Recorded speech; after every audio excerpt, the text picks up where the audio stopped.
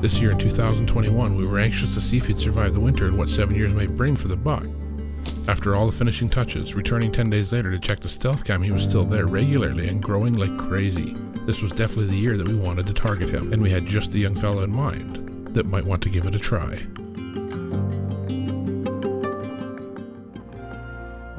We're back in with Cole, and he's having a bit of a rough go here. We thought we were playing our best card sitting here, and haven't had a whole lot of luck. But I don't think we've messed the stand-up just yet. I think we're still okay. Another windy evening, but tonight, when it died off, I couldn't believe it. When I looked over, and the first deer we would see was Cole's big target buck.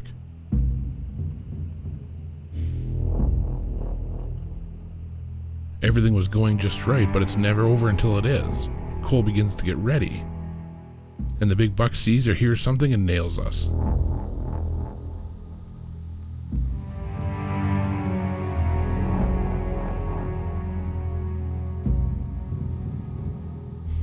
Finally, some luck for Cole as the buck decides everything is okay and carries on closer.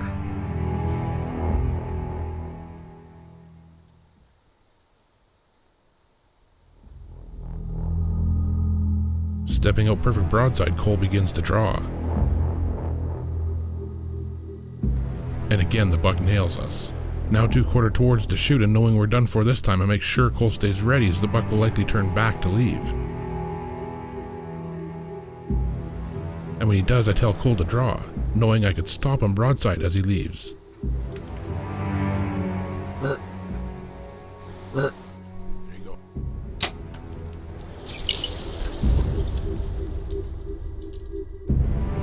He turned to head out of here. I knew that was Cole's chance to shoot, so those chances are few and far between sometimes, but he was standing behind the black bar of the blind here when Cole shot, so we could just see the back end of him. The shot was forward, and it looked low to me, but Cole thought it looked a little higher than I thought, so maybe a tricky one.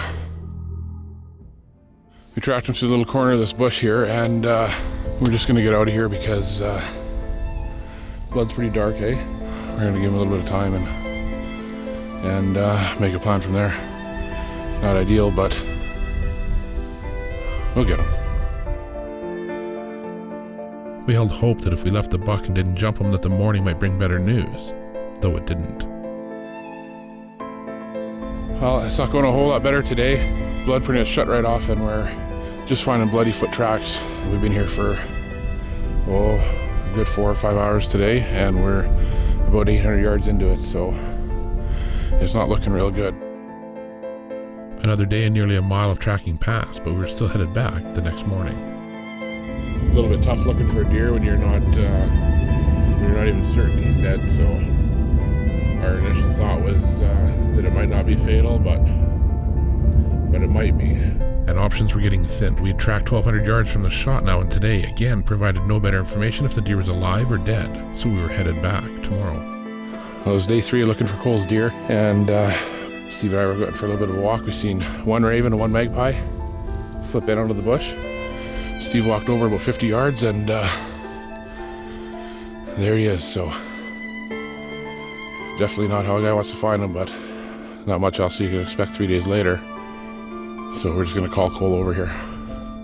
Your biggest deer, hey? Yeah, real massy. He's heavy, isn't he? Well, that kind of didn't go as planned, hey? Yeah. Well, he's a pretty phenomenal buck, and we got to watch him for quite a while, and then a grueling 3 days to get him, but that happens, and we weren't even sure if he'd be dead. I'm glad we got him. Not every hunt is perfect, few are, but it doesn't change that we were proud of Cole, or the honor and thankfulness that we have, having been able to watch this gorgeous buck for all these years.